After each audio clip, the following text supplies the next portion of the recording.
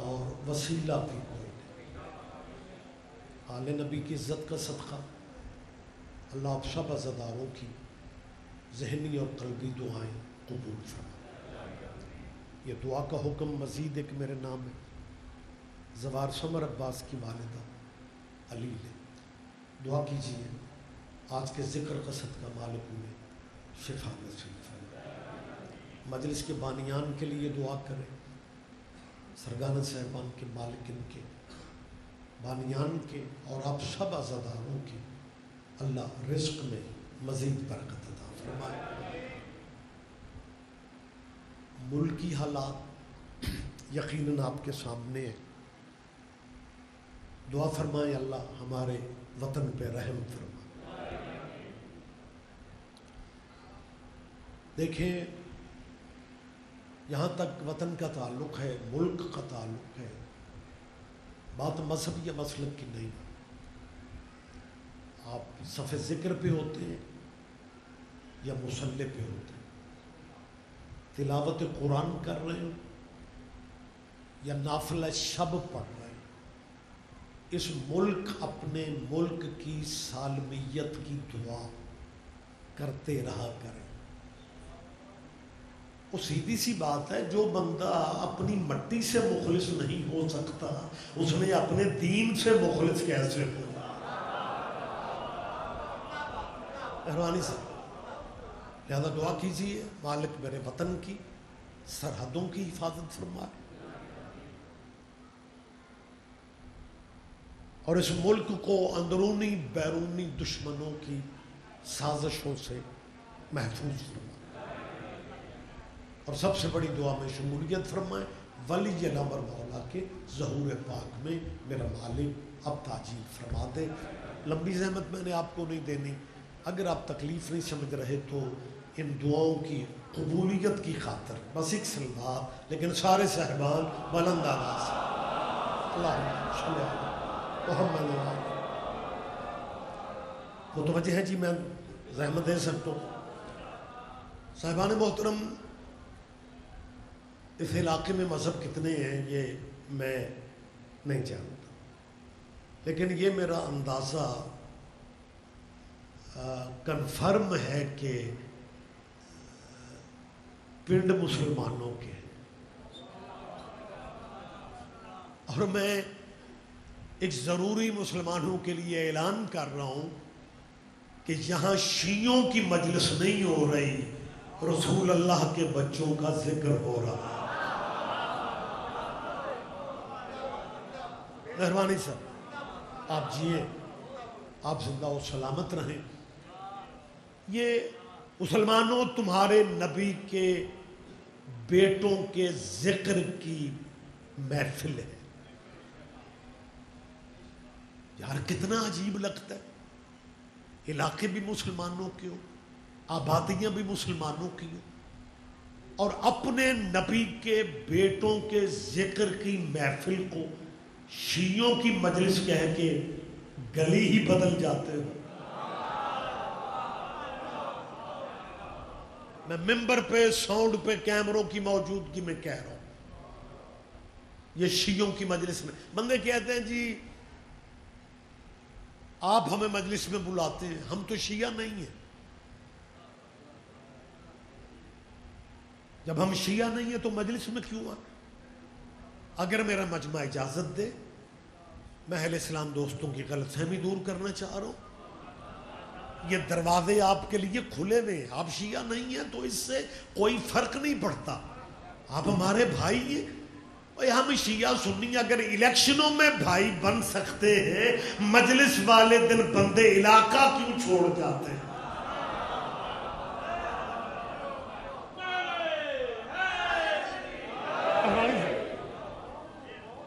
صاحبان گرامی قدر، کوئی فرق نہیں پڑتا۔ آپ، میں دوبارہ کہہ رہا ہوں، آپ جس مذہب پہ ہیں بے شک اسی پہ رہیں۔ اپنے مذہبوں میں رہتے ہوئے بھی حسین کی مجلسوں میں آنے کا رواج ڈالو، اور حسین کا تعلق مذہب سے نہیں غیرت سے ہے۔ کوئی تو زحمت فرمائیں گے میرے ساتھ؟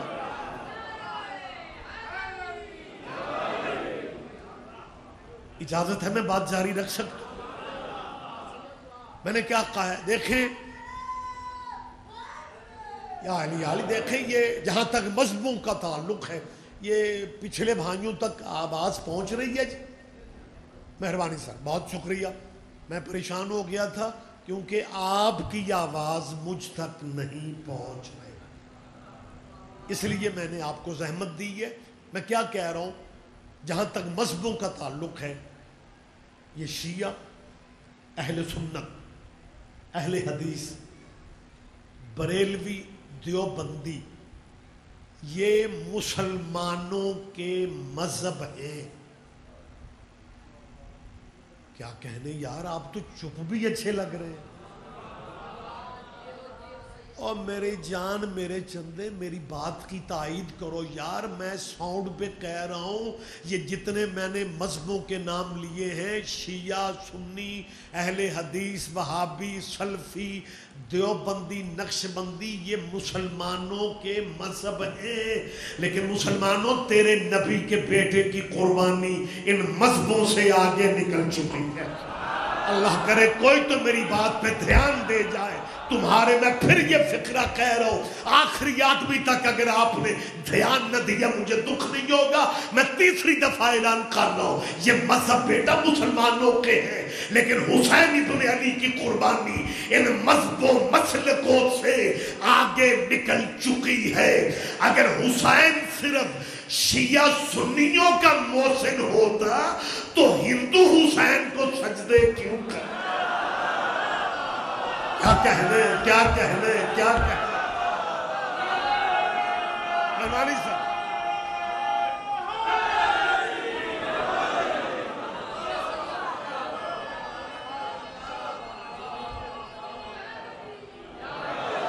متوجہ ہے میرا بیٹا؟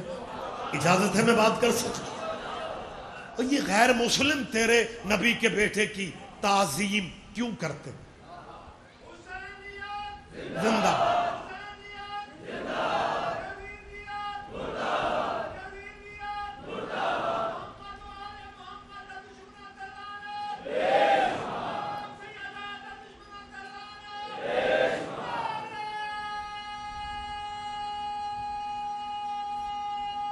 مشترکہ جواب دیں گے آپ؟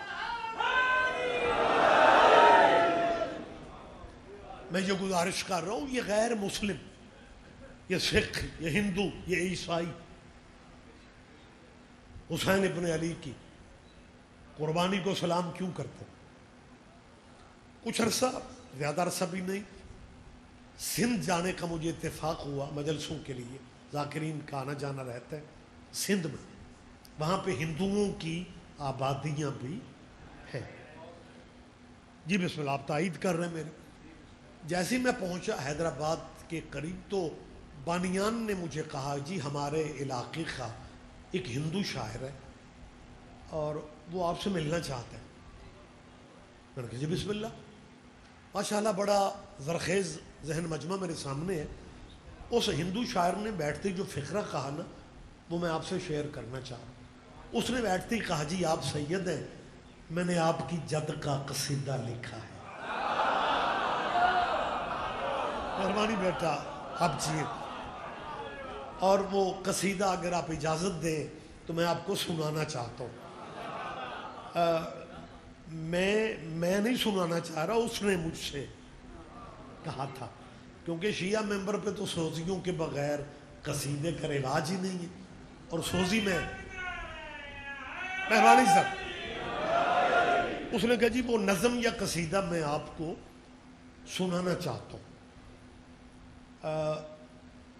اس باریکی کا لطف پتہ نہیں آپ میں سے کون لیتا ہے، کون دھیان ہی نہیں دیتا. ہندو شاعر نے جو مولا کا قصیدہ مجھے سنایا، قصیدہ مولا حسین والا اتنا خوبصورت تھا کہ مجھے مولوی ہو کے بھی اسے نیاز دینا پڑ گیا. آپ شاید توجہ نہیں فرما رہے. آپ نے اس باریکی کا دھیان،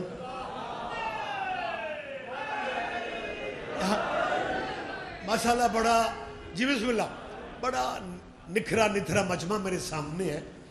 मैंने ये फिक्रा कहा कि मैंने मौलवी हो के उसे न्याज, मौलवी मेरी जान किसी भी मजहब का, यूं महसूस होता है कि जैसे मौलवी खालिक ही लेने के लिए होता है।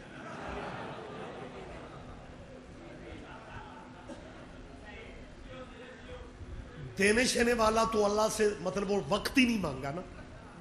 हमारे उस सियालकोट शेखुपुरा गुजरांवाला के एक बुजुर्ग आलम दीन गुजरे हैं, सैयद, इन इलाकों में बहुत कम आए हैं, सैयद महबूब अली शाह हमदानी, पंजाबी ज़ुबान के ख़तीब थे, पंजाबी में मजलिस पढ़ा करते थे। एक दफ़ा मोमिनीन ने कहा जी सैयद हमदानी शाह साहब आप उर्दू में खिताब करें।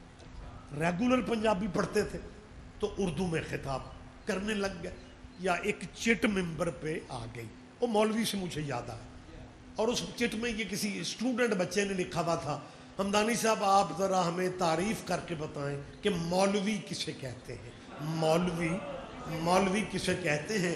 हमदानी साहब ने तो खैर मेरा ख्याल है शायद पूरी ही तफसील बयान कर दी हो, लेकिन इस खूबसूरत मजमा में मुझे पूरा फ़िक्रा कहने की ज़रूरत ही नहीं पड़ेगी, आगे कमाल आप समझते हैं। उसने कहा जी मौलवी किसे कहते हैं। मौलाना महबूब अली शाह हमदानी सैयद बादशाह ने कहा जी मौलवी की तारीफ़ ये है कि सदका हर बला को खा जाता है। कोई बात नहीं, कोई बात नहीं, फिल इन द ब्लैंक्स, खाली जगह खुद पुर कर ले। लिहाजा जब मैंने, मेहरबानी साहब बहुत शुक्रिया, या नहीं या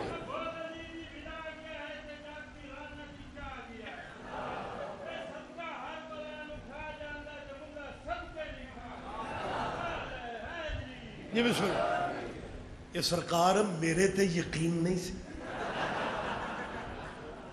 आप तो जो ना औखे हो के उठ के आपने जी मेरी तरफ देखे, आने वाले आते रहेंगे बैठते रहेंगे, वक्त मैं आपका ज़्यादा नहीं लेना चाहता, शेड्यूल इस तरह के अगले प्रोग्रामों तक जाना है। मैंने जब उस हिंदू शायर को न्याज दी ना मौला के कसीदे के बाद, तो उसने एक मुझे छोटा सा वाक़या सुनाया, लेकिन अगर मैं वो बात आप तक पहुंचाऊं तो मैं भी कहीं मैसेज पहुंच जाए। वो हिंदू शायर कहते जी को महीना पहले सैयद साहब हमारे इस इलाका में हुसैन बादशाह के ज़िक्र की महफिल शिया सुन्नियों ने मिल के रखी थी, शिया सुन्नियों ने मिल के। सिंध में कलंदर की बड़ी मेहनत है। हाँ, मालिक आपको सेमन की ज़ियारत नसीब फरमाए। जब मैंने ये बात सुनी मैंने कहा फिर क्या हुआ, क्या लगा जी वहाँ पे मैंने मुंताज़िमीन महफिल से वो हिंदू सुना रहे, इजाज़त लेके इमाम हुसैन बादशाह की मैंने नज़म, लिखता खुद था, लिखारी भी था, शायर भी था, कहते मैंने अपना वो लिखा हुआ कलाम मौला की बारगाह का नज़म की सूरत में मैंने पढ़ा। वो कहता है कि लोगों ने बड़ा पसंद किया, बड़ी दुआएं दाद, लेकिन जो वहाँ की मस्जिद के मौलाना थे ना वो चुप रहे। ये हिंदू कहता है मेरे जहन में था कि जब मैं नज़म ख़त्म करूँगा ना तो ये मौलाना मुझे शाबाश देंगे कि तूने हिंदू होके हमारे नबी के घर की तारीफ की। लेकिन वो शायर कहता है शाह साहब जब मैं नज़म ख़त्म करके उतरन आवाज़ मेरी पहुंच रही है सारे मजमे तक। वो हिंदू शायर कहता है जब मैं नज़म ख़त्म करके मिंबर से स्टेज से उतरा तो तवक्को मुझे शाबाश की थी, तो शाबाश कहाँ देनी थी जी। वो जले सड़े लहजे में पता है क्या कहते हैं, उस हिंदू को ये दाद दे रहे हैं, कहते हो तुझे अगर हुसैन बहुत अच्छा लगता है तो तू मुसलमान क्यों नहीं हो जाता।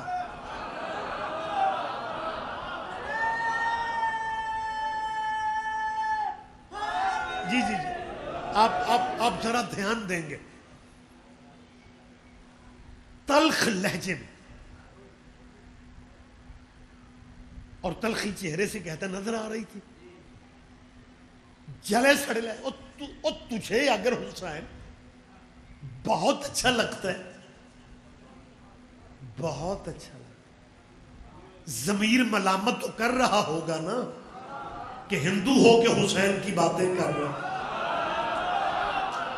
کیا کہنا؟ نہیں پیچھے نہیں رہنا، آپ جاگیں گے میرے ساتھ۔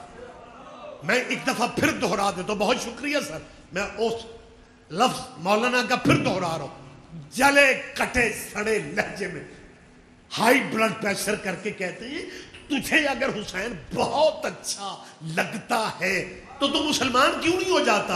اس ہندو نے کیا کہہ دیا؟ اس نے کہا مولوی جی میں کب کا مسلمان ہو جاتا اگر یزید مسلمان نہ ہوتا۔ کیا کہنے، کیا کہنے،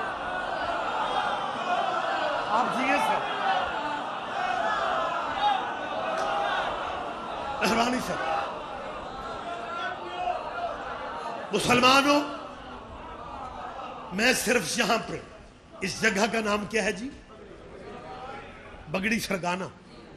میں بانیان کا، سرگانہ صاحبان کا صرف مہمان نہیں ہوں، پنجاب کے کلچر کے مطابق میں پورے علاقے کا مہمان ہوں۔ اولاد رسول ہو کے میں ہاتھ جوڑ رہا ہوں، ان مجلسوں میں آنے کی عادت ڈالو۔ آپ سب سے مجلس میں کوئی بندہ کہے گا جی اور تو کس ذاکر مولوی نے منتیں نہیں کی، یہ رضوی صاحب اتنا کیوں کہہ رہے ہیں آپ کہ جی مجلس میں آؤ، مجلس میں آؤ؟ اور میں اس لیے کہہ رہا ہوں کہ یا تو تمہارے مذہب میں قربانیوں کی یاد منانے کا رواج ہی نہ ہوتا۔ نہیں، سارے مجمع نے دھیان نہیں دیا اصل میں۔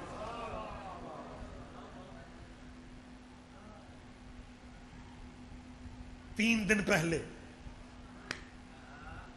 مسلمانوں ایک قربانی کی یاد تھی، تم فریش منا کے بیٹھے ہو۔ بندے کہتے ہیں جی ابراہیم کے بیٹے اسماعیل کی یاد ہے، اور اسماعیل کی یاد تب ہوتی جب ہر باپ 10 ذی الحج کو اپنے بیٹے کے گلے پہ چھری رکھتا۔ پچھلے بھائی ذرا زحمت فرمائے، میری بات پہ توجہ فرمائے، پھر میں سمجھتا چھری چلاتا نہ رکھتا تو صحیح جان جی، پھر یاد ہوتی۔ میں مانتا کہ ابراہیم کے بیٹے کی یاد منا رہے ہیں، باریک فکرہ ہے، اللہ کرے آپ دھیان دے جائیں۔ مسلمانوں، جناب نے ابراہیم کے بیٹے کی یاد تو منائی نہیں، آپ تو اس جانور کی یاد مناتے ہیں جو جانور نبی کے بیٹے کے کام آیا تھا۔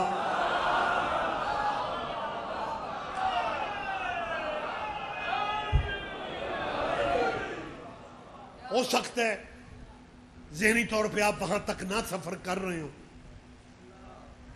یہ یاد منائی گئی اس جانور کی۔ میں کل ہی سواد لے رہے ہیں، اور جو ابراہیم کے بیٹے کی جگہ پہ دمبا آیا تھا نا، دمبا وہ اصل تھا۔ یہ جو آپ دیکھتے ہیں نا گلیوں میں مہندیاں لگے ہوئے، یہ اس اصل کی نقل ہے۔ نقل کو عربی میں شبیہ کہتے ہیں۔ اسماعیل کے دمبے کی شبیہ ہے، ان کی گلی گلی میں پھرتی ہے، کسی کا نکاح بھی نہیں ٹوٹتا۔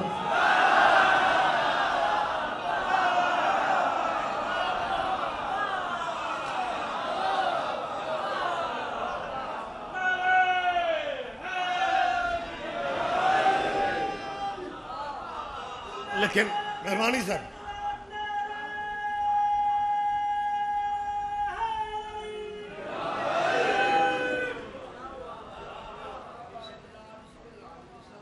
یہ جو لائیو سسٹم ہوتا ہے نا، یہ کیمرے، انہوں نے بڑا کمال کر دیا۔ مطلب ان کے ظاہر ہر چیز کے فوائد ہیں تو نقصانات بھی ہیں، لیکن لائیو نے ایک کام جو ہے نا وہ ہم سے ہو سکنا ہی نہیں تھا۔ فتوے اس ملک میں پرانے مولویوں نے دیے مجلس میں جانے سے، مجلس سننے سے نکاح ٹوٹ جاتا ہے۔ اب مجلسیں لائیو چلتی ہیں، موبائل ہر جیب میں ہے، جیسے ہی فیس بک کھولتے ہیں مجلس پہ مجلس آ رہی ہوتی ہے۔ اب کوئی نہیں کہتا نکاح ٹوٹ جاتا ہے، اگر کہیں تو پھر نکاح اب بچا کس کا ہے؟ وہ کیونکہ وقت زیادہ نہیں ہے، ایک بات میں جلدی جلدی آپ سے شیئر کر رہا ہوں۔ ہمارے اس علاقہ میں یہ عرصہ پہلے کی بات ہے، ایک مولانا کا، مسجد کے مولانا کا اپنی بیوی سے اختلاف ہو گیا۔ اختلاف بڑھتا بڑھتا بڑھ گیا، بیوی نے کہا جی مجھے آپ طلاق دے۔ حقوق خواتین کے اس ملک میں تھے نہیں، مردوں کا معاشرہ، مردوں کی حکومت، بیویوں کے حق حقوق اتنے تھے ہی نہیں۔ بیویوں کو اس ملک میں ماڑے چنگے حقوق جو ملے ہیں نا، وہ پرویز مشرف نے آ کے دیے تھے، اور پرویز مشرف مولویوں کو برداشت اس لیے نہیں ہوا کہ اس نے اپنے دور حکومت میں جتنے عمرے کیے وہ 13 رجب کو کیے تھے۔ پتہ نہیں کوئی بندہ دھیان بھی دے رہا ہے یا نہیں۔ تو خواتین کے رائٹس، حقوق زیادہ نہیں تھے۔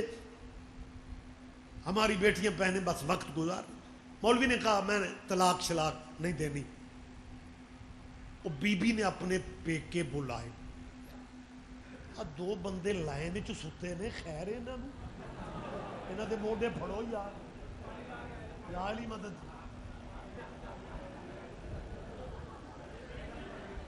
کمال ہو گئی ہے۔ اور دور والے جاگ رہے ہیں، قریب والے سو رہے۔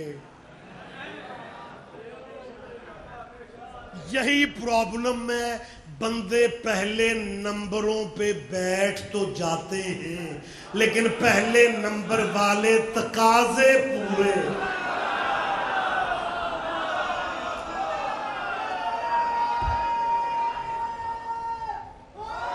جی بیٹا، جی بیٹا، جی بسم اللہ، متوجہ ہے سر کا؟ مہربانی سر، بات جلدی جلدی ہو جائے، میں آپ کو زیادہ پریشان نہ کروں، کیونکہ شیعہ ممبر پہ ذاکر لمبا پڑھے تو اچھا ہوتا ہے، مولوی لمبا نہیں پڑھنا چاہیے۔ لہذا میں مزاج سمجھتا ہوں۔ اس مولوی صاحب کی جو بیوی طلاق مانگ رہی تھی نا، مولوی صاحب ضد پہ، مولویاں دی ضد تو اللہ بچا۔ اس بی بی کے پیکوں نے اپرے پنچایت، پرے شرے سمجھ دیو، آپ ایسے چپ ہوئے ہیں، مجھے لگا میں جیسے امریکی بندوں سے باتیں کر رہا ہوں۔ وہ بی بی دے پیکیاں، وہ پرے پنچایت بھی بلائی۔ بابا پنچایتوں کا اثر بندوں پہ ہوتا ہے، مولویوں پہ تھوڑی ہوتا ہے۔ پنچایتاں فارغ، مولوی صاحب اپنی بات پہ کھڑے ہوئے، طلاق بھی نہیں دینی تے رکھنا بھی انجے۔ اب اس بی بی کے پیکوں نے کہا او بچیا تیرے نصیب، نبھا۔ وہ چلے گئے۔ قریب جمعہ آ گیا، مولانا کو جمعہ پڑھاتے ہوئے اپنے گھر کی لڑائی نہ یاد رہی، شیعوں پہ بلڈ پریشر آئی ہوگی، کہنے لگے میں اعلان کر رہا ہوں شیعوں کی مجلس میں جانے سے نکاح ٹوٹ جاتا ہے۔ آواز مولوی صاحب دی بیوی سن لئی، اس برقع پایا نال دے چک مجلس سے چھوڑ۔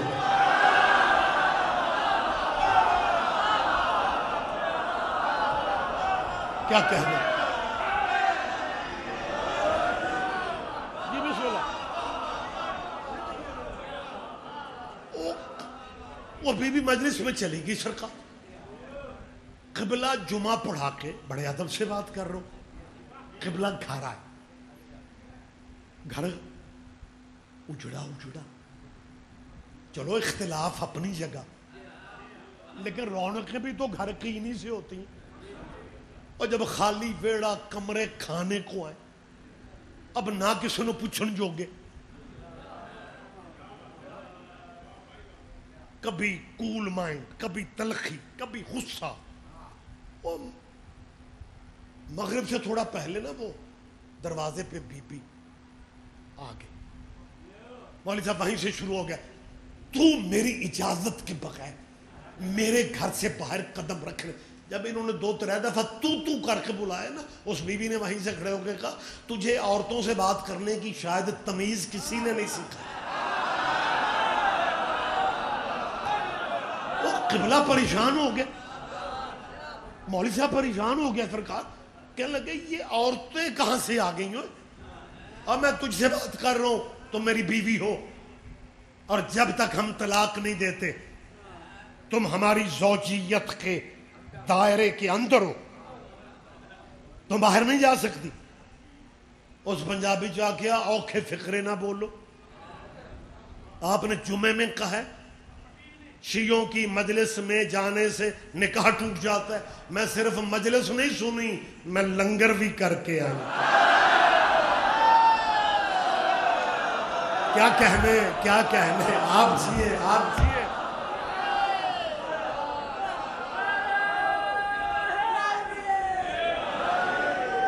اچھا ویسے مہربانی صاحب، اچھا اب وقت تمام ہوتا جا رہا ہے. اب ذرا فتوے میں سے جو گنجائش نکلی ہے نا، جب فتویٰ اپنا گھر اجاڑ رہا ہو نا، پھر یہ مولوی گنجائشیں بڑی لیتا. جب اس بیوی نے کہا نا میں صرف مجلس نہیں سنی، میں لنگر ہی کی تھی، تو مولوی صاحب پتہ کیا فرماتے ہیں؟ تو سمجھتی نہیں ہے، ایک مجلس سے نکاح نہیں ٹوٹتا.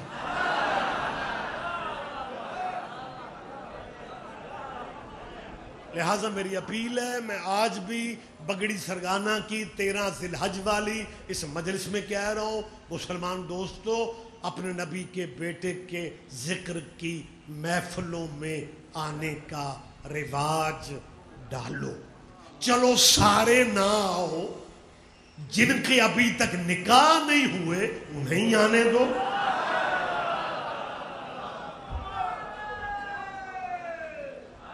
مہربانی او بسم اللہ آپ جیے.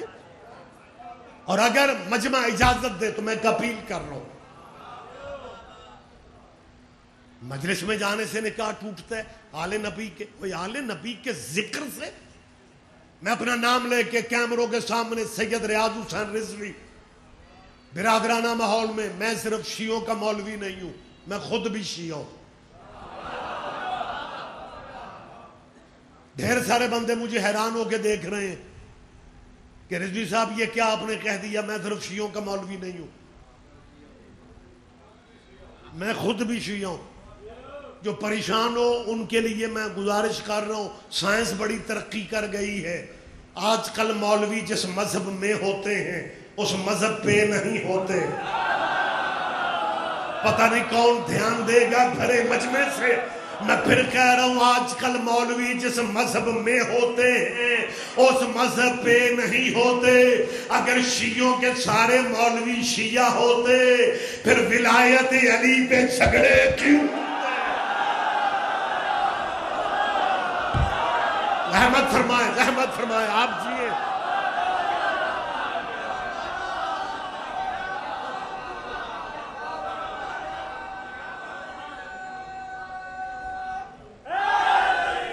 مہربانی سے. اور میں آج بگڑی سرگانہ میں ایک اور بات کر رہا ہوں. جس بندے کو شیعہ ہو کے علی کی ولایت سمجھ میں نہیں آتی وہ حضرت عمر کی شاگردی کر لو.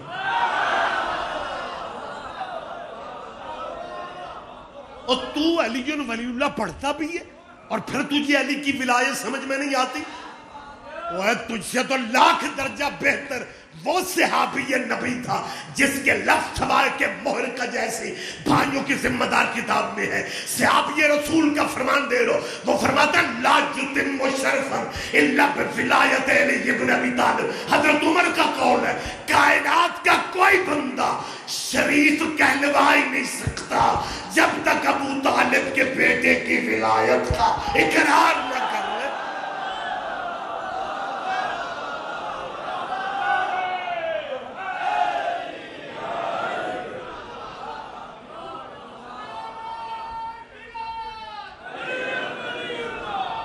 پورا مجمع جواب دے، سارے جواب دے آپ۔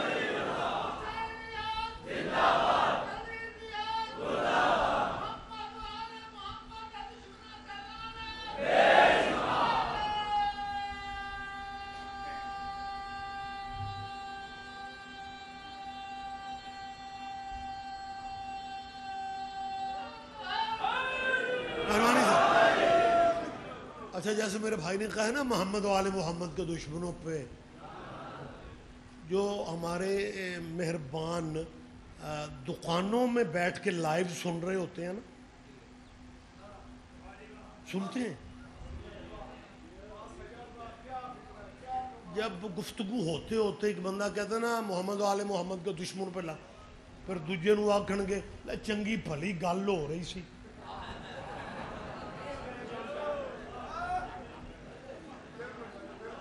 ان کی سمجھ نہیں آتی، پتہ نہیں یہ لعنت شانت کہاں سے شروع کر دیتا۔ اگر آپ اجازت میں بھائیوں کو کلیئر کر دوں، میری جان اللہ تمہیں زندگی دے ہمارے بھائیوں، ہم جب ضیاء الحق کے دور میں کافر ہوتے تھے نا،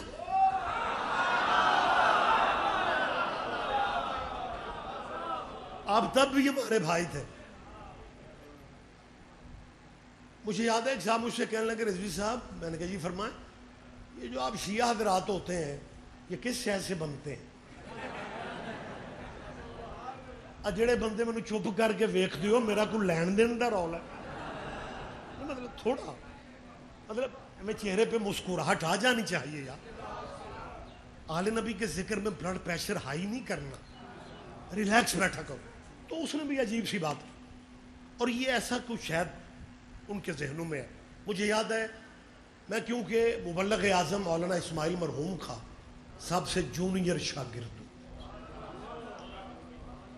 مبلغ اعظم مولانا اسماعیل صاحب کے سینئر شاگردوں میں علامہ تاج الدین حیدری، آپ کے ذہن میں نام ہونا چاہیے کہ تاج الدین حیدری صاحب علامہ حیدر عباس حیدری کے والد، آج ہم میں نہیں ہے، مالک ان کی مغفرت فرمائے، یہ مبلغ اعظم کے سینئر شاگرد تھے۔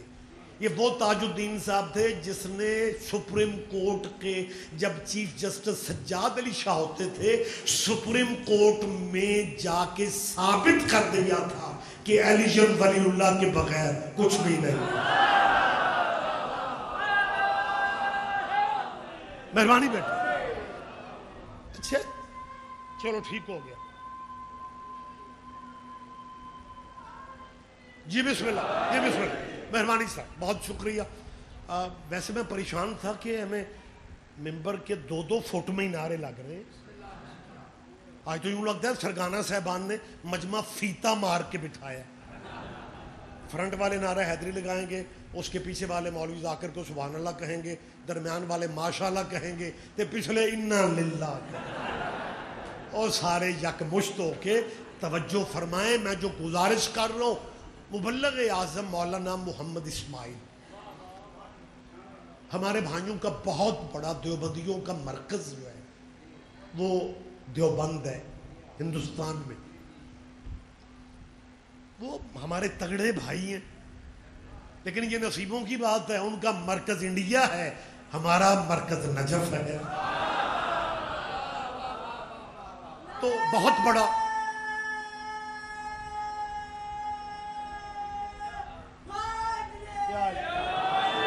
پتر تو جدوں جاگنے ادوں ہی نعرہ مار دے، اللہ تجھے صحت دے گا۔ دھیان دو، مجھے بات کا موقع دو۔ وہ اس نے پوچھا کہ شیعہ کے، تو ان کے ذہن میں ایک بوجھ ہے، مبلغ اعظم قبلہ فاضل دیوبند تھے، زیراں زبراں بھی ٹھیک، صرف نحو بھی بڑی کمال، ایک جٹ، دوجا دیوبندی، تیسرا مولوی۔ مولانا اسماعیل دیوبندی بھائیوں کے بڑے اتھرے قسم کے مولوی تھے، لیکن حق زہرا نے اسماعیل کو شیعہ کر دیا۔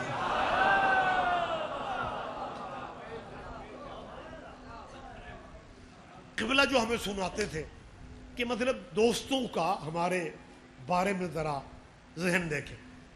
مبلغ اعظم فرماتے ہیں جب میرا اور وہ جاگیر فدق کا مسئلہ تھا جس پہ قبلہ نے علی ولی اللہ پڑھا، قبلہ فرماتے ہیں جب علاقے کو پتہ چلا نا اسماعیل شیعہ ہو گیا.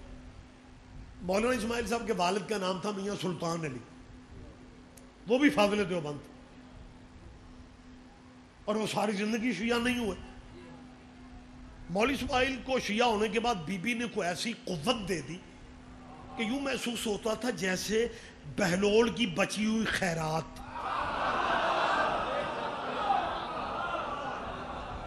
مولانا اسماعیل کو مل گئی. جی بہت شکریہ. جیسے آپ ماشاءاللہ دن رات ریگولر مجلس سننے والے چہرے، بڑا نورانی روحانی ماحول ہوتا ہے آپ کے علاقہ میں. آپ گواہی دیں گے کہ آپ نے حضرت بہلول کے بارے میں یا پڑھا ہوگا یا سنا ہوگا کہ حضرت بہلول اپنے سامنے والے کو ایسے فی البدیہہ جواب دیتے تھے کہ اگلے بندے کو سمجھ نہیں آتی تھی ہن میں کی کروں. وہ آپ کے ذہن میں ایک واقعہ ہوگا، ایک درباری مولوی ہارون رشید کے دربار کا درباری قبلہ کعبہ. اس نے کہا بہلول جنہیں تو نہیں مانتا ان کے بارے میں بھی حضور کی حدیث ہے. جنہیں تو، اب اس کو سلیس کیا کروں میں یار، جنہیں تو نہیں مانتا ان کے بارے میں حضور کی حدیث ہے. بہلول نے کہا کون سی حدیث ہے؟ انہوں نے کہا ان کے بارے میں رسول اللہ کا فرمان ہے جب قیامت کے دن اعمال تولے جائیں گے ساری کائنات کے عمل ایک پلڑے میں ہوں گے اور ان بزرگوں کے عمل علیحدہ وکھرے دوسرے پلڑے میں ہوں گے، اور جب عمل تولے جائیں گے دنیا جہاں کے عملوں والا پلڑا اٹھ جائے، لیکن ان بزرگوں کے عمل اتنے وزنی ہوں گے کہ وہ پلڑا اپنی جگہ سے حرکت ہی. بہلول نے حدیث سن کے جواب میں ایک ہی فقرہ کہا. بہلول نے کہا جے حدیث صحیح ہے تو ترکڑی صحیح نہیں.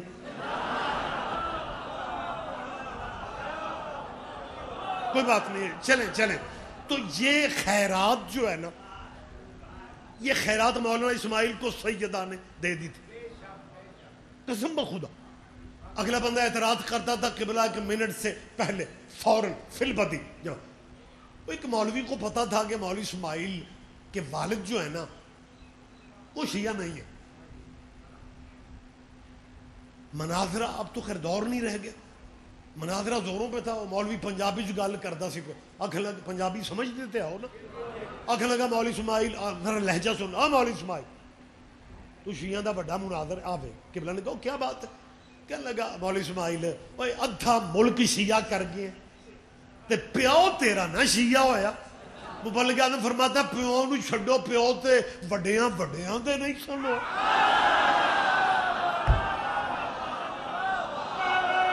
کیا کہنے،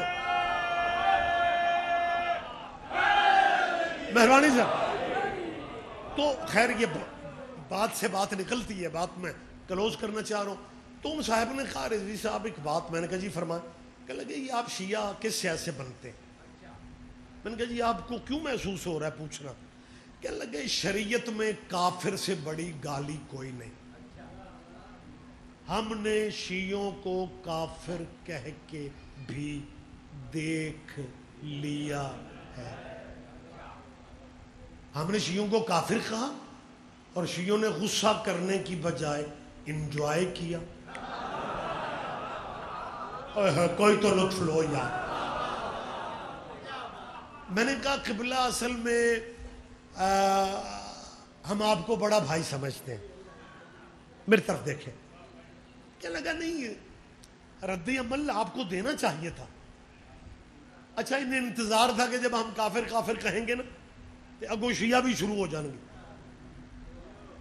اور جو بیبیوں کے مینے شینے ہوتے ہیں تو کافر، تیرا پیو کافر. لیکن ہم آگے سے چپ رہے. یار یہ کوئی بات ہے کرنے والی؟ ہمیں کافر کہنے والوں کی کوئی خوراک بکھری تھی؟ وہ اسی معاشرے کے فرد تھے یار. یہ تو پنجاب کے پانیوں کا اثر ہے کہ ماڑے بندے کو بھی گالی دو وہ جواب ضرور دیتا ہے، لیکن شیعہ قوم جیسی دلیر قوم کو تم نے کافر کہا، اور ہم نے آگے سے کسی کو بھی کافر نہیں کہا۔ کیوں نہیں کہا؟ ہم آپ کو بھائی سمجھتے ہیں، اور جب بڑا بھائی چھوٹے کو گالی دے اور چھوٹا آگے سے جواب نہ دے تو بڑے کا ضمیر خود ہی ملامت کرتا ہے کہ یہ گالی تو گھر واپس آ رہی ہے۔ بات تھوڑی مشکل ہے، سارے بندے نہیں سمجھیں گے، سارے بندے نہیں سمجھیں گے۔ بڑا جب چھوٹے کو گالی دے، یہی ہوا کہ ہم چھوٹے بھائی تھے، ختم نبوت کی چار دیواری میں تھے، ہمارا بھی عقیدہ یہی تھا کہ ہمارے نبی کے بعد بھی نبی کوئی نہیں اور ہمارے نبی جیسا بھی نبی کوئی نہیں۔ ہم اس چار دیواری میں برادری کی حیثیت رکھتے ہیں۔ ختم نبوت کی چوکھٹ میں جتنا پہرا شیعوں نے دیا کوئی اور پہرا دے ہی نہیں سکا۔ ہم آپ کو بھائی سمجھتے تھے تو ہم چپ رہے نا، کیونکہ چھوٹے تھے، ہم نے آگے سے کافر نہ کہا۔ یہ بڑے خود ہی پریشان ہو گئے۔ ان کے بچوں نے جو یونیورسٹیوں میں ماسٹر کر رہے تھے، پی ایچ ڈی کر رہے تھے، انہوں نے ان سے پوچھا کہ بابا آپ شیعوں کو کافر کہتے، شیعہ اسٹوڈنٹ ہمارے ساتھ ہیں، میٹرک سے ہمارے ساتھ ہیں، بابا شیعہ اللہ نبی کو تو مانتے ہیں،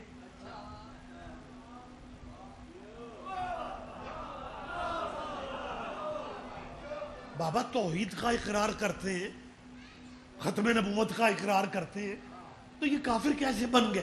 اب انہیں بچوں کو سمجھانا پڑا کہ لگے بیٹا توحید رسالت کو تو مانتے ہیں لیکن یہ صحابہ کو نہیں مانتے۔ جب ان بچوں نے ہمارے بچوں سے کہا، ہم نے کہا بیٹا اپنے اسٹوڈنٹ ساتھیوں کو بتا دینا کہ اپنے ابا حضور سے پوچھنا کہ اگر صحابہ کو نہ ماننے سے بندہ کافر بن جاتا ہے پھر ان صحابیوں کا کیا کرو گے جو آپس میں ایک دوسرے کو نہیں مانتے تھے۔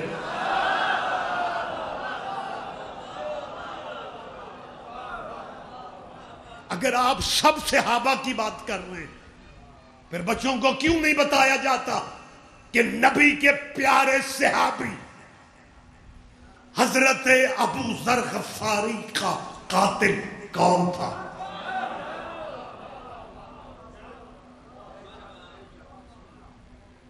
چلو خیر، میرے خیال ہے موڑ جانے چاہیے۔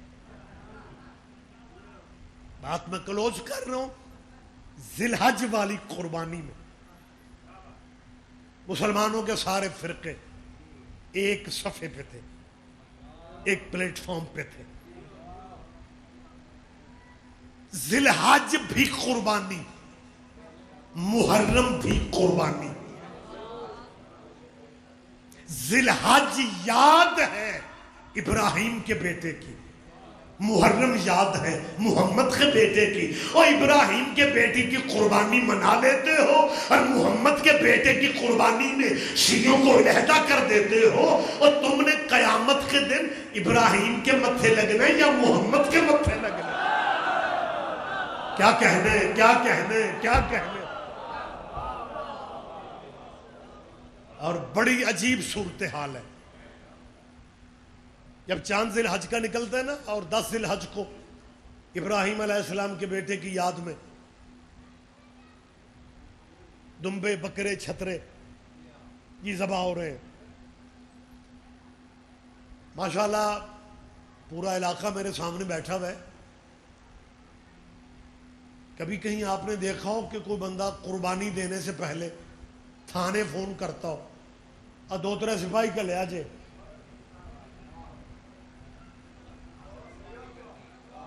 نہیں میں سمجھا ہی نہیں سکا، یہ آپ دھیان نہیں دے رہے۔ کہیں ایسا ہے تو مجھے بول کے بتاؤ، کوئی آپ پہ پابندی نہیں، یا اٹھ کے مجھے کہہ سکتے ہیں رضوی صاحب آپ غلط کہہ رہے۔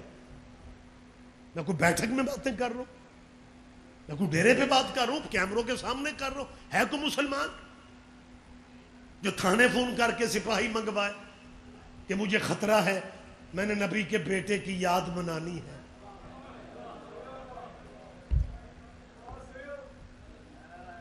اور ذی الحج والی قربانی میں تیرے ڈی سی کو امن کمیٹیاں نہیں بنانا پڑتی۔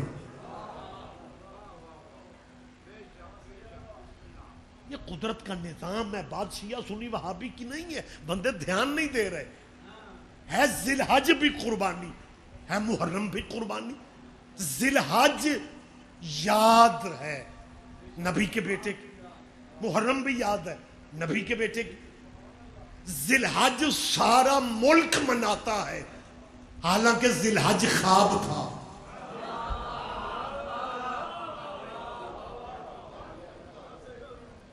خواب کی یاد مناتے ہیں، تعبیر کی یاد صرف شیعوں کے ذمے ہے. میں آخری بات فضائل کی کر رہا ہوں، لیکن یہ فضائل کے رنگ میں سنیے گا. میں پھر دہرا رہا ہوں، ذی الحج بھی قربانی، محرم بھی قربانی. اور یہ قدرت کا نظام ہے کہ اللہ نے دونوں مہینوں کو اکٹھے کر دیا. یہ بندوں کے بس میں نہیں ہے. اگر مولویوں کے بس میں ہوتا نا، ویسے اگر مولویوں کے بس میں ہوتا تو وہ ذی الحج کے بعد رمضان رکھتے تاکہ ہر روزہ مٹن سے افطار کیا جاتا. لیکن اللہ نے ذی الحج کے بعد رمضان تھوڑی رکھنا تھا.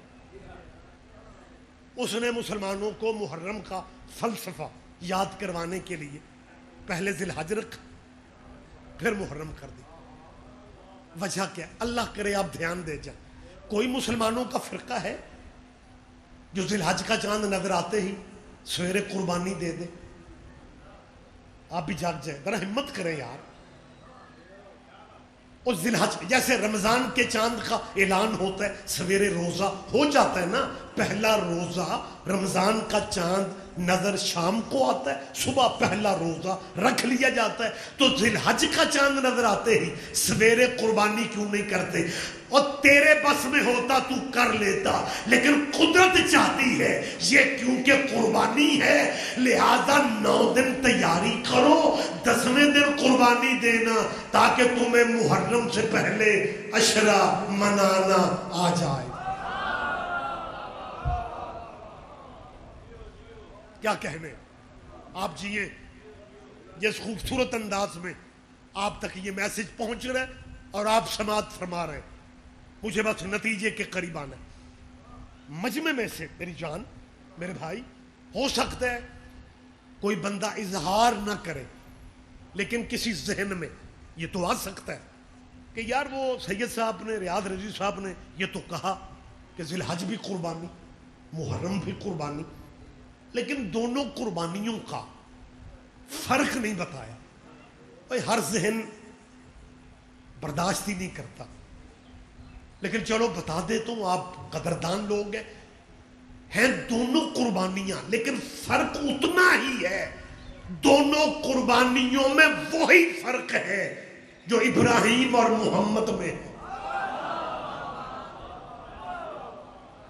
کیا کہنے بات میں نے ختم کر دی. دونوں قربانیوں کا فرق. اور ایک بات میری ذہن میں بٹھا لیں کہ یاد قربانیوں کی باقی رہتی ہے، شریعتوں کی نہیں رہتی. شریعتوں والے اور نبی بھی گزرے ہیں، لیکن کسی کی شریعت کی یادگار دنیا اسلام میں موجود نہیں ہے. لیکن یہ 2 قربانیاں ہیں، ان دونوں کی یاد ہے بھی، تھی بھی، رہے گی.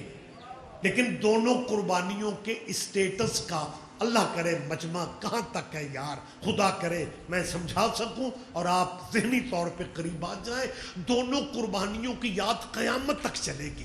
یہ مذہبی، یہ نفرتیں، یہ مطلب کبھی اچھا کبھی برا، یہ وقت بدلتے رہتے ہیں، لیکن یاد دونوں قربانیوں کی تا قیامت رہے گی. ابراہیم کے بیٹے کی قربانی کی یاد بھی چلے گی اور محمد کے بیٹے کی قربانی کی یاد بھی چلے گی. لیکن شیعہ سنی بھائیوں، فرق اس میں یہ ہے کہ یاد تو دونوں کی چلے گی اور سلام بھی دونوں قربانیوں کو ہوتے رہیں گے، سلامیاں بھی دونوں قربانیوں کو ہوتی رہیں گی۔ بس شیعہ سنیوں فرق یہ ہے، جسے حیوانوں کے خون کی سلامی ملے اسے اسماعیل کہتے ہیں، اور جسے انسانوں کے خون کی سلامیاں ملے اسے حسین ابن علی کہتے ہیں۔ کیا کہنے، آپ جئیں، آپ زندہ و سلامت رہیں۔ ابراہیم نے صرف آنکھوں پہ پٹی باندھ کے چھری چلائی تھی، اللہ نے کہا تھا فَأَتَمَّهُنَّ، تو کامیاب تو ہے لیکن اس قربانی کو ہم ذبح عظیم میں بدل لیں، تو بیٹا لے لے، قربانی ہم وہاں سے لیں گے جہاں آنکھوں پہ پٹی بھی نہیں ہوگی۔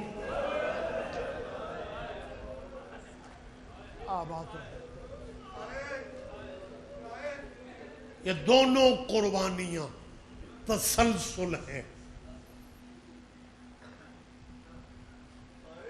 حسین نے اگر اسماعیل نہ بچایا ہوتا،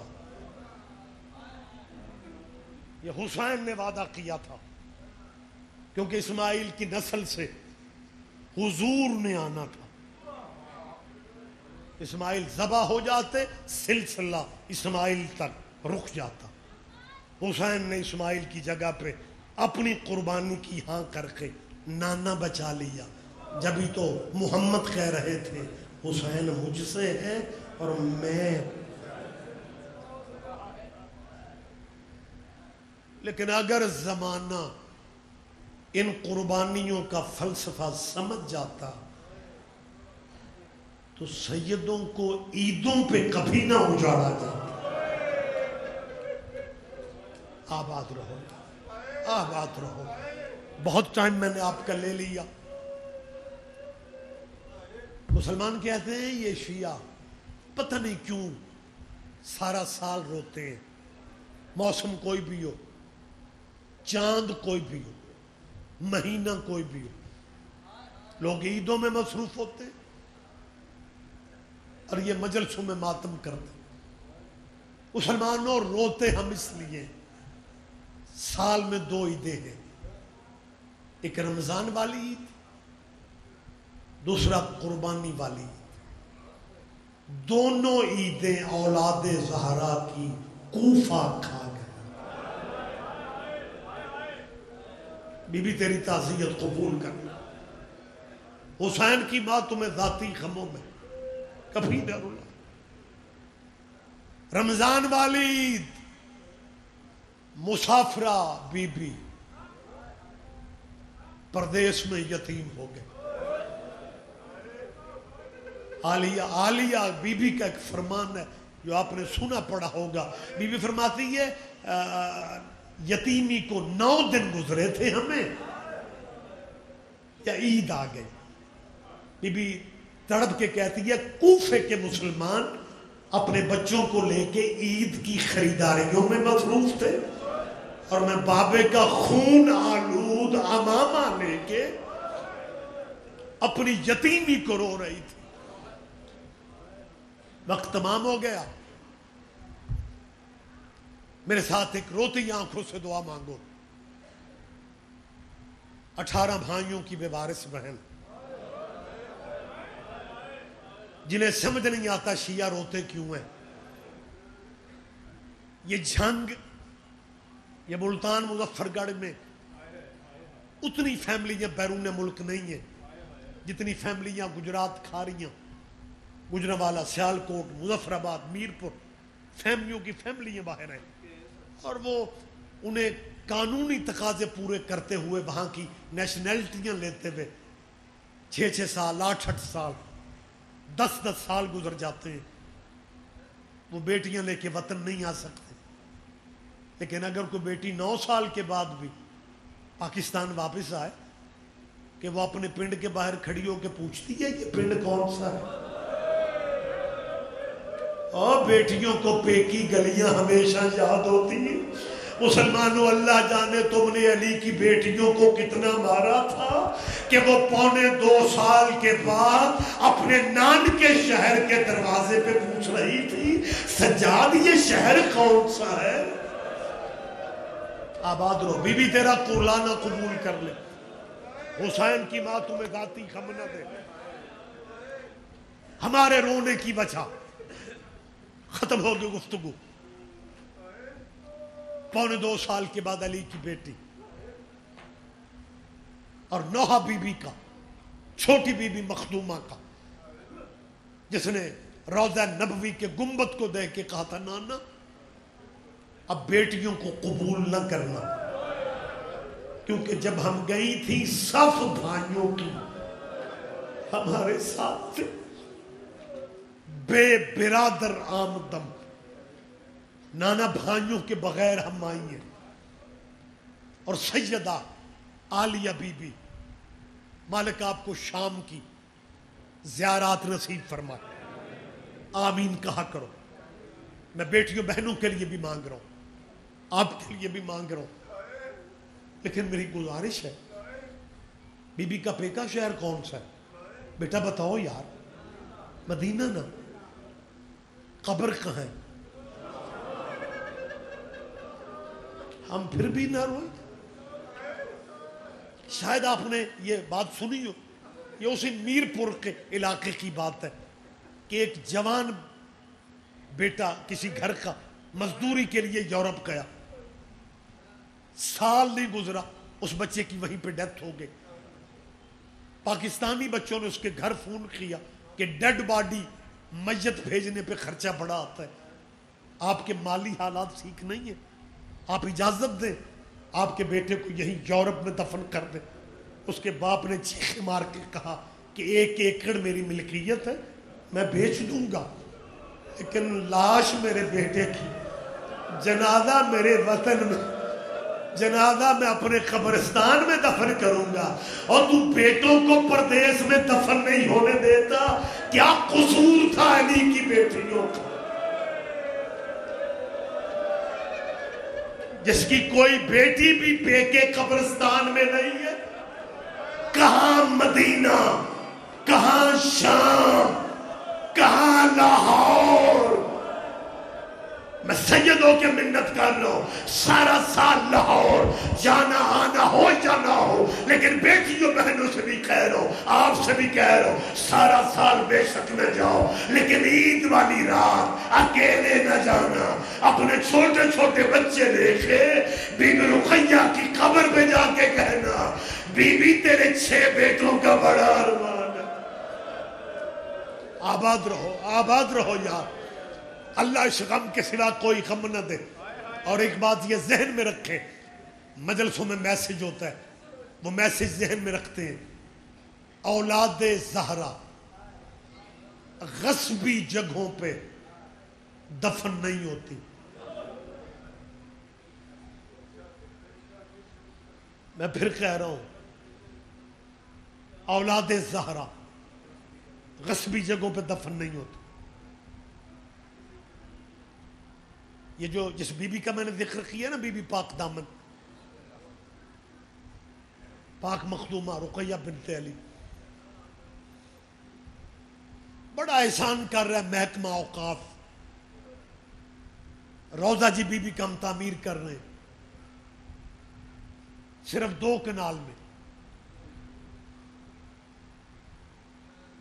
جاؤ، میری بات تسلی نہیں ہو رہی، کوئی طریقہ بایا ڈھونڈ کے محکمہ مال کے کاغذ نکال کے دیکھو، 72 کنال نام ہے علی کی بیٹی کی. سیدہ کی ملکیت.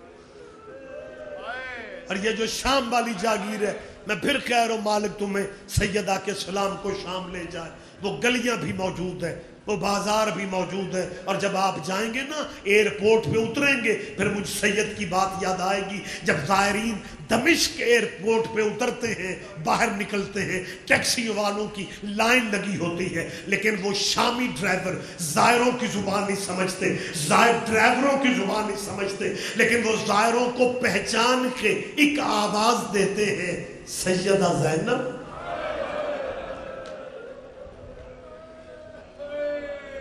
بے کاش ہے او میں صدقے شام کے ڈرائیور آواز دیں گے. اور میرا اللہ جانتا ہے, جیسے ہی آپ گاڑی میں نکلتے ایئرپورٹ سے نکلیں گے نا, تو بی بی کے روضے کا مینار نظر آ جاتا. 8 سال جنگ رہی, علی کی بیٹی. مجھے سمجھ نہیں آتی مسلمانوں, اور تم نے محمد کی بیٹیوں کی قبروں کو بھی معاف نہیں کیا.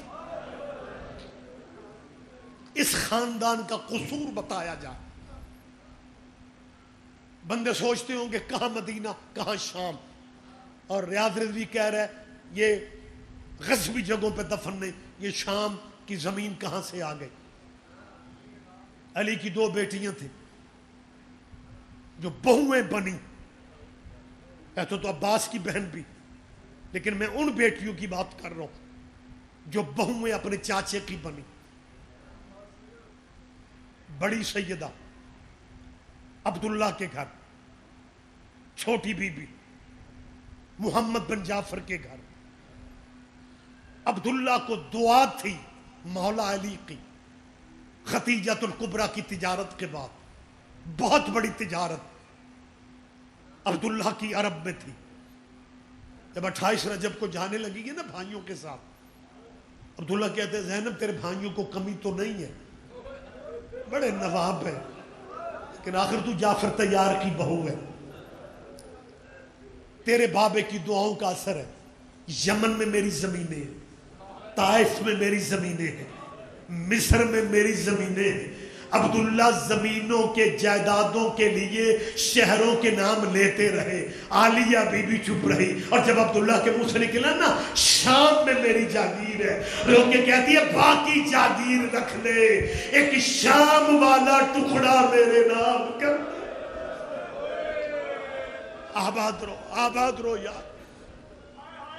1.25 سال کے بعد, بس آخری بات کہہ کے ممبر میں بھائی کے حوالے کر رہا ہوں, سیدہ یا 1.25 سال کے بعد نان کے شہر میں آئی ہے. نہ سورے گھر گئی ہے, نہ بھائیوں کی حویلی میں گئی, سیدھا کہاں آئی؟ یہ درد آپ کے ذہنوں میں آیا, کہاں آئی تھی بی بی؟ سیدھا نانے کے روضے, اور نانے کی قبر کو دیکھ کے کہتی ہے نانا اگر کوئی اور شام ہے تو بیٹیاں حاضر. زلزلہ تھا نبی کی قبر میں, آئو میری محسنہ بیٹی, نانا تیرا ممنون ہے. دوسری بات کر کے کہتی ہے نانا تیری نسل بچا کے لے آئی. نانا مجھے ماں کہنے والا کوئی نہیں رہا. آپ بزرگ بیٹھے ہوئے ہیں, بزرگ علماء و ذاکرین کو سننے والے چہرے موجود ہیں. علامہ اظہر حسن زید صاحب قبلہ لاہور مجلس میں کہہ رہے تھے کہ جہاں بھی جاتے ہیں سادات ملتے ہیں, کوئی کہتے ہیں میں حسنی سید, کوئی کہتے ہیں میں حسینی سید, کوئی کہتا ہے میں مولا نقی کی اولاد ہوں, کوئی کہتا ہے میں مولا رضا کی اولاد ہوں, کوئی کہتا ہے میں مولا جعفر کی اولاد ہوں. زیدی صاحب نے چیخ مار کے کہا تھا کاش کچھ سید ایسے ہوتے جو کہتے ہم بی بی زینب کی اولاد. نانے کے روضے پہ کہہ رہی تھی نانا مجھے اماں کہنے والا کوئی نہیں بچا. آخری میں فکرہ کہہ رہا ہوں. اور اس کے بعد سیدہ نے تعویذ قبر پہ ہاتھ رکھا, کہتی ہے نانا یہ میں تیری وہ بیٹی ہوں جس سے بات کرنے کو میرا بابا ترستا تھا. نانا میرے بھائیوں کو میرے قد کا نہیں پتا تھا, بابا تیری زینب کے لہجے کو ترستا تھا. نانا تیری امت نے مجھے 36 شہر دکھائے. نانا ہر ظلم زینب بھول جائے گی. نانا یہ شکوہ کس سے کروں کہ نانا عیسائی تیری زینب کو چادریں دیتے تھے, مسلمان نیزوں سے اتارتے تھے. اِنَّا لِلَّهِ وَإِنَّا إِلَيْهِ راجعون.